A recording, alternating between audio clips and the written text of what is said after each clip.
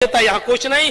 तो बहुत से मामलात में उसने हमें फंसाना चाहा, लेकिन जब कोई दाल नहीं गली तो उसने बनारस की एक लड़की को जो दिमाग से पागल है, 6 साल से उसका दिमाग का इलाज चल रहा है, वो फजर की नमाज पढ़कर, फजर की नमाज के टाइम अजान के बाद वो निकलती है और इटावा का वो मौलवी 4 लोगों के साथ 4 4 व्हीलर यानी 4 पहिए वाली गाड़ी लेकर गोल गड्ढा पे खड़ा हो जाता है और उस लड़की को फोन करके बुलाता है। वो लड़की सुबह फजर की नमाज के टाइम पर गोल गड्ढा पहुंचती है, जलालीपुरे की रहने वाली है, और उस लड़की को टाटा सोमो में अपनी 4 व्हीलर गाड़ी पर बिठाकर इटावा लाता है और 4 दिन उन 4 लोगों ने उसको अपने पास रखा। करहल, मैनपुरी और इटावा, उसको बहुत सी जगह घुमाया और उसको पढ़ाया, लिखाया, समझाया, उसके दिमाग में बात भर दी और वो उसको यहां भेज दिया ट्रेन पे बिठाकर। और इटावा की पुलिस उसको लेकर आई। इटावा की पुलिस की दिमाग से पागल है, इसको इसके घर तक पहुंचे तो उसको थाने में लेके आई। जब जैतपुरा थाने में लेके आई तो वो 4 दिन में बहुत कुछ सीख चुकी थी और 4 दिन में सीखने के बाद उसने जैतपुरा थाने में हमारे खिलाफ FIR दर्ज की कि मौलाना जर्जीस मेरे घर आए 19/11/2015 को और उन्होंने मेरा जबरदस्ती मुंह पकड़ा दिन में 2 बजे और मेरे साथ गलत काम किया। लेकिन अल्लाह जजाए खैर दे उसके माँ बाप को। उस लड़की को एक तरफ बिठाल कर जब उसके माँ बाप को बुलाया तो उसके माँ बाप से पूछा कि तुम मौलाना जर्जीस को जानते हो? उन्होंने कहा कि हाँ, जलसा करने आते हैं, मैं जानता हूं, मशहूर आदमी है।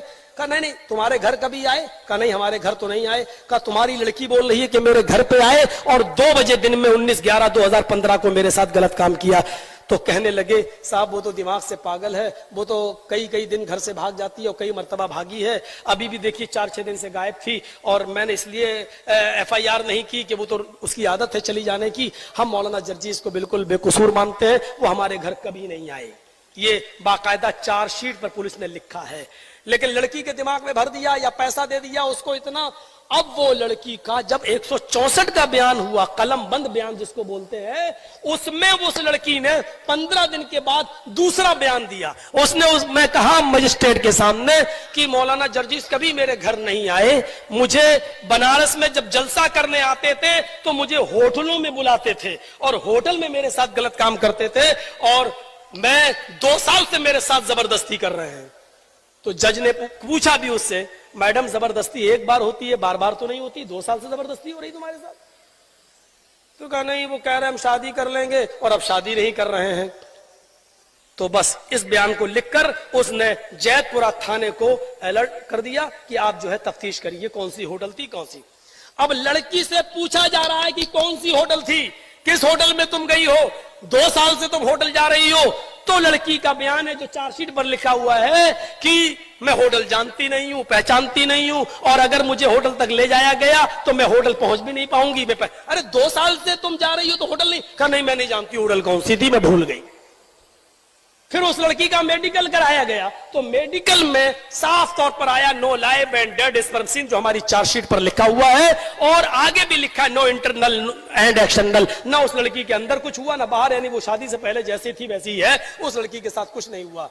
लेकिन मैं अरेस्ट स्टे ले चुका था इन तमाम आधार पर। लेकिन मुझसे मेरा वकील बोला इतना जबरदस्त ग्राउंड, लड़की FIR में कुछ बोल रही है और 164 में ये बोल रही है, होटल का पता नहीं, मेडिकल में। अरे तुम्हें तो खड़े खड़े बेल मिल जाएगी, आ जाओ तुम। कौन है? अरे कैसे तुम चले जाओगे जेल के अंदर? और मैं उस वकील की बातों में आ गया। हालांकि मुझे ना कोई पकड़ रहा था ना कोई गिरफ्तार कर रहा था। मैंने सोचा इस केस को खत्म करें, मुकदमा लड़ें और बाइज्जत बरी हो। लेकिन मुझे क्या मालूम था कि ये सारे काम तो ट्रायल में काम आएंगे जब मुकदमा चलेगा। पहले तो लड़की का बयान ही सब कुछ है, पहले इधर आओ। और जैसे ही मैंने सरेंडर किया अपने आप को, वो मेरे खिलाफ इतने वकील खड़े हो गए और पूरा विश्व हिंदू परिषद, बजरंग दल, ये सब आसाराम अंदर जा सकता है तो मौलवी क्यों नहीं जा सकता, ये वो हंगामा ना, दुनिया भर की बातें शुरू हुई और मैंने अपने पैरों पे खुद कुल्हाड़ी मार ली और सरेंडर होकर मैं अंदर हो गया। अब अंदर हुआ तो फिर हालात ऐसे बदल गए कि 2-3-5 दिन में जमानत हो जानी थी, लेकिन फिर इलेक्शन आ गए। इलेक्शन के बाद हाई कोर्ट जब गए तो हाई कोर्ट में दुश्मन ने हमारा एक वकील खड़ा कर दिया। उस वकील ने कहा अरे ये तो बाल ठाकरे के खिलाफ बोले, ये अडवाणी के खिलाफ बोले, इनके ऊपर तो बड़े मुकदमे चल रहे हैं।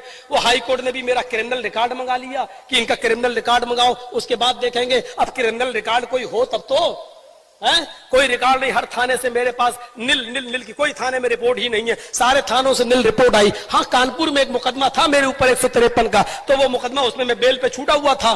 तो हमारे वकील ने बहस की, अरे 153 क्या, आजकल शराबी को शराबी कह दो वो FIR करा देता है, जुआरी को जुआरी कह दो वो FIR करा देता है, तो ये कोई मुकदमा नहीं है, कोई अपराध नहीं है। तो जज ने कहा कि भाई क्या बात, कहा भाई लड़की बालिग है, कह रही है कभी घर कभी कह रही है घर, मेडिकल में कुछ है नहीं, लिहाजा उसने फौरन बेल दे दी मुझे।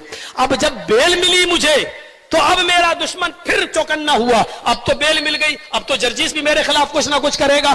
तो उसने फौरन कानपुर में जाकर मेरे खिलाफ कानपुर का वारंट जारी करवा दिया। अब मैं नहा धोकर बैठा था कि आज मेरी बेल हो रही है, आज मैं रिहाई है, बनारस से निकलूंगा। तो बनारस से रिहाई तो आई नहीं, मेरा वारंट और आ गया। मैंने कहा भाई मेरी रिहाई क्या हुई? कब तुम्हें कानपुर जाना पड़ेगा, ट्रांसफर होगा। मैंने कहा क्या हुआ? कहा वहां भी कोई मुकदमा है। मैंने कहा जल्दी से उसने बताया, मैंने समझ गया पुराना मुकदमा है। मैंने कहा यार मैं तो बेल पे छूटा हुआ हूं।